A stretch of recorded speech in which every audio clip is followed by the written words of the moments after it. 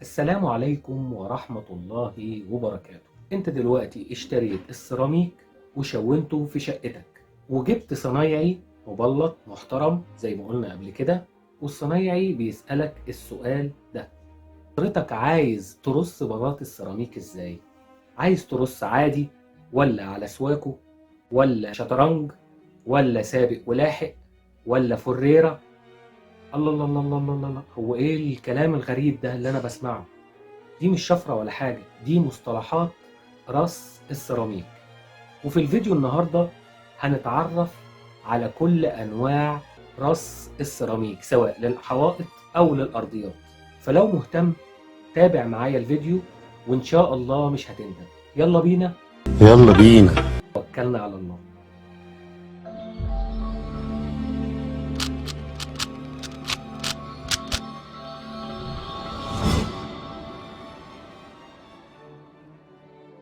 السلام عليكم ورحمة الله وبركاته أحبائي متابعي قناة سمارت تيوب. هنتكلم النهاردة في موضوع رص السيراميك، وده موضوع بيهم أي حد بيجدد أو بيشطب شقته. أول حاجة هنتكلم عليها وهي طرق رص سيراميك الأرضيات. رقم 1: رص عدل سادة. كلمة عدل معناها إننا بنرص البلاط جنب بعض بحيث يكونوا موازيين للحيط، سواء كانت البلاطة مربعة أو مستطيلة. وكلمة سادة يعني إن البلاط كله نفس اللون وبتكون بالشكل ده.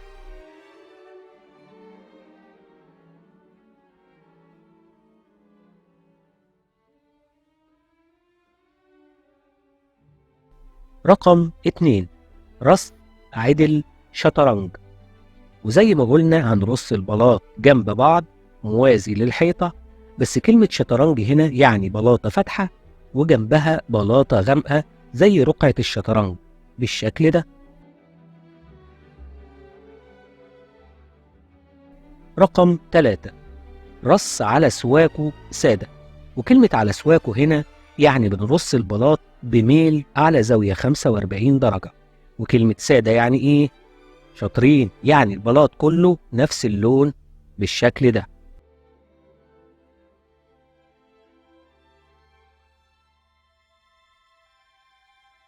رقم 4: رص على سواكو شطرنج. هنا هنرص البلاط بميل على زاوية 45 على شكل شطرنج، بلاطة فاتحة وجنبها بلاطة غامقة بالشكل ده.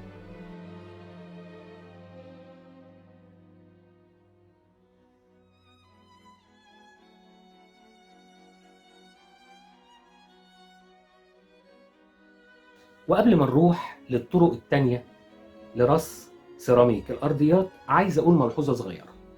لو حضرتك هتطلب من المبلط إن هو يرصلك السيراميك شطرنج، من اللوجيك ومن المعقول ان انت لازم تكون جايب نص السيراميك لون والنص السيراميك لون تاني. فمش من المعقول ان انت تطلب ان هو يرسلك شطرنج وانت جايب السيراميك كله سادة، يعني لون واحد. تمام كده؟ نيجي بقى لرقم 5: رص سابق ولاحق. وفي الطريقة دي بنرص البلاطات زي شكل المباني الطوب لما بتترص، وده شكلها لو بلاطة الأرضية مربعة،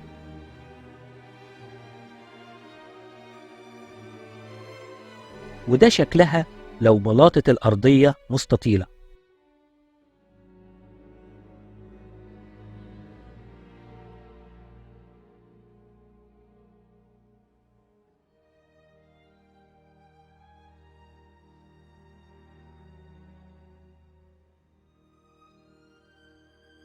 وممكن برضو نرص سابق ولاحق على سواك، يعني بميل 45 درجة زي كده. رقم 6: رصة الفريرة أو المفروكة. وهنا بنرص البلاط على لقم، واللقمة دي عبارة عن بلاطة صغيرة بتكون في الغالب لونها مختلف عن بلاط الأرضية، ودي يا إما بنشتريها كده بالمقاس ده أو المبلط بيقطعها من بلاطة كبيرة.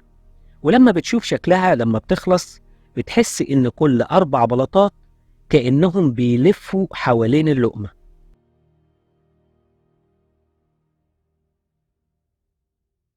وممكن تلاقي اللقمة بنفس لون البلاط وده من النوادر زي كده. وممكن ترص الفريرة بلونين فاتح وغامق زي كده.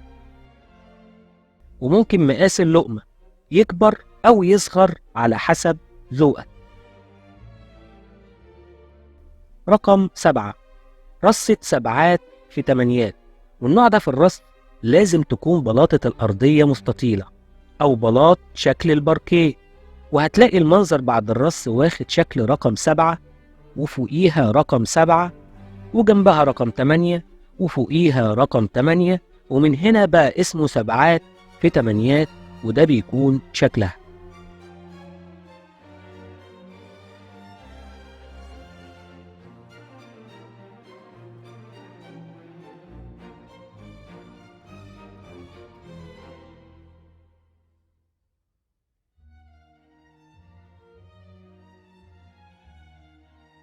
وبرضه ممكن ترص سبعات في تمانيات عدل، يعني موازي للحيطة، أو زي ما بيسموه سبعات في تمانيات زاوية قايمة، وده بيكون شكلها.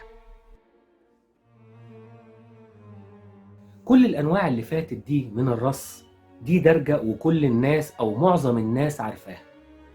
نيجي بقى للأنواع التانية. هو في أنواع تانية؟ طبعا في أنواع تانية. تعالوا بينا نشوفها. رقم 8، رصة المجدولة.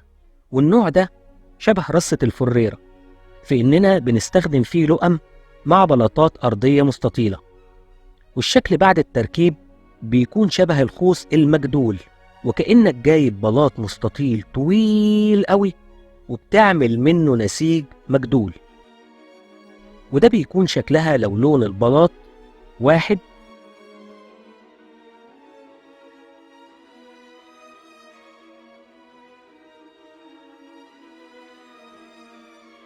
وممكن تستخدم لونين، واحد بالطول وواحد بالعرض زي كده.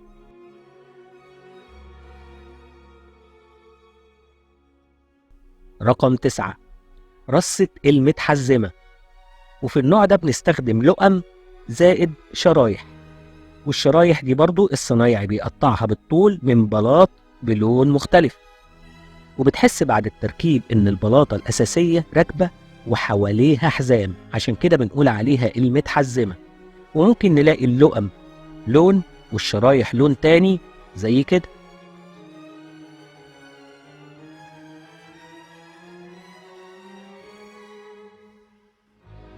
أو نلاقي اللقم نفس لون البلاطة الرئيسية زي كده.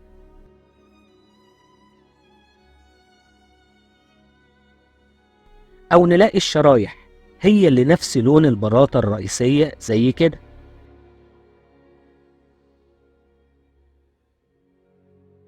وممكن تستغنى عن اللقم خالص وتستبدلها ببلاطات مستطيلة تحزم بيها البلاطة زي كده.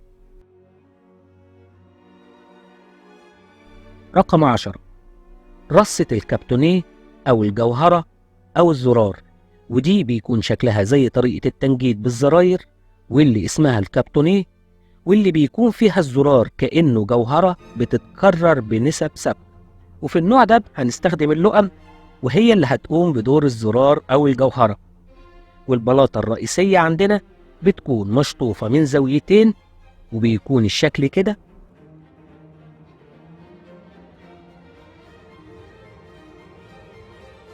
أو بتكون مشطوفة من 4 زوايا وبيكون الشكل كده.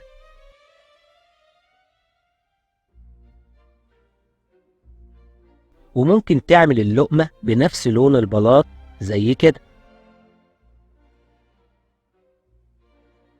رقم 11، رص زجزاج.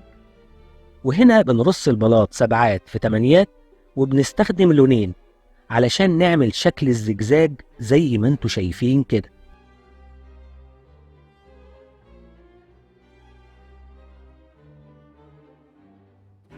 رقم 12، رص المجسم أو 3D. هنا المبلط بيقطع البلاط لأشكال هندسية زي المعين أو شبه المنحرف أو مربعات أو غيرها من الأشكال، وبيجمعها وبيكون بيها شكل هندسي جمالي بيدي إحساس بإن الأرضية مجسمة 3D أو ثلاثية الأبعاد، وبيكون شكلها كده.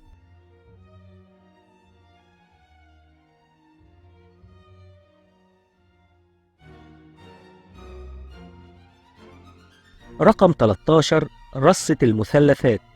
هنا بنقص البلاطة المربعة أو المستطيلة مثلثات، وبنستخدم لونين مختلفين، وبنعمل بيهم أشكال هندسية كتيرة زي كده،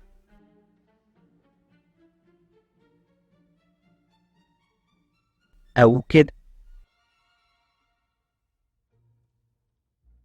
أو كده. رقم 14 رصة الباركيه المربع.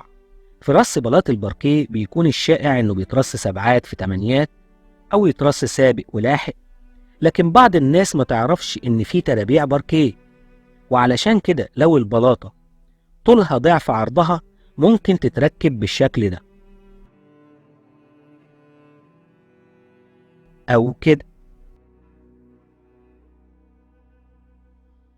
ولو البلاطة طولها ضعف عرضها وعندك لونين ممكن تتركب بالشكل ده. ولو البلاطة طولها 3 أضعاف عرضها ممكن تتركب بالشكل ده.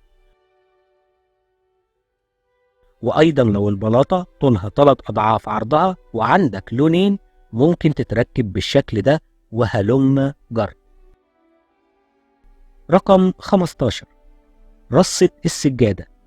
وهنا بنعمل برواز أو كنار من السيراميك بلون غامق مثلا، وبره البرواز وجوه البرواز بنرص سيراميك بلون مختلف عن لون البرواز، فاتح مثلا. وممكن ترص بره البرواز السيراميك بطريقة وجوه البرواز بطريقة تانية خالص. وممكن تجيب بلاطات أرضية ديكورية وتحطها في قلب البرواز. ورصة السجادة دي في منها أشكال كتير قوي زي كده،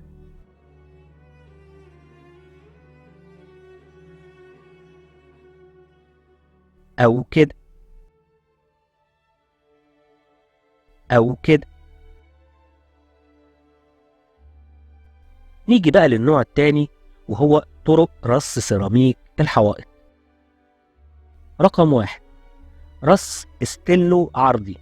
وهنا لأن معظم سيراميك الحوائط بيكون مستطيل، فبنرص السيراميك نايم على الاتجاه الطويل للبلاطة زي كده.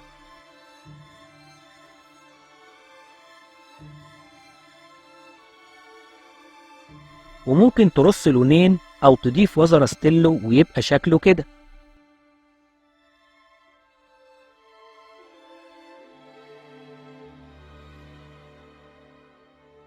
أو كده.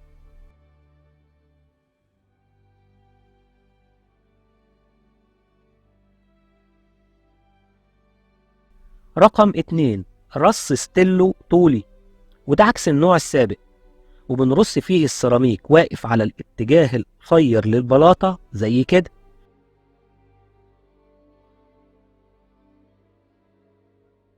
وممكن ترص لونين أو تضيف وزر ستيلو ويبقى شكله كده.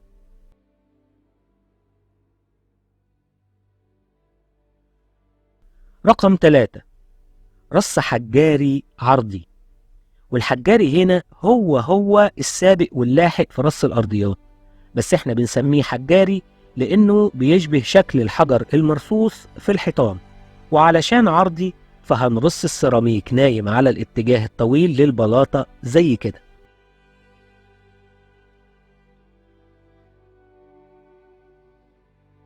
رقم 4 رص حجاري طولي، وده زي النوع السابق، ولكن بنرص السيراميك واقف على الاتجاه القصير للبلاطة، وبيكون شكله كده،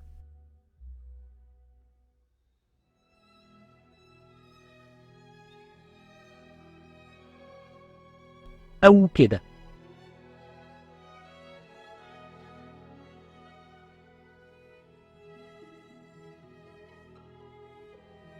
آخر حاجة حابب أقولها في آخر الفيديو هو إنك ممكن تعمل تصميم خاص لشكل الأرضيات أو الحوائط في شقتك، بس لازم تعمل له رسومات تنفيذية. يعني هتقيس وهترسم الفراغ اللي انت عايز تبلطه بمقياس رسم، وتبتدي ترص البلاط على اللوحة بالشكل الهندسي اللي انت عاوزه بنفس مقياس الرسم. وبالطريقة دي ممكن تعمل أي شكل أو أي تخطيط أو أي رسمة انت عايزها. ونصيحة أخيرة، يا ريت نبعد عن فكرة إننا نبلط سقف الحمام أو المطبخ سيراميك، لأنه ملوش لازمة، وممكن البلاط يقع ويعمل مصايب لا قدر الله. اللهم بلغت، اللهم فشل. وده كل الموضوع. ولو حاسس انك استفدت من المحتوى، ما تبخلش علينا باللايك والشير علشان تعم الفايدة. وعلى فكرة، كومنتك بيسعدني جدا، وأرجو من الله سبحانه وتعالى أن أكون وفقت في تقديم هذا المحتوى. وإن شاء الله أشوفكم في فيديو تاني، والسلام عليكم ورحمة الله وبركاته.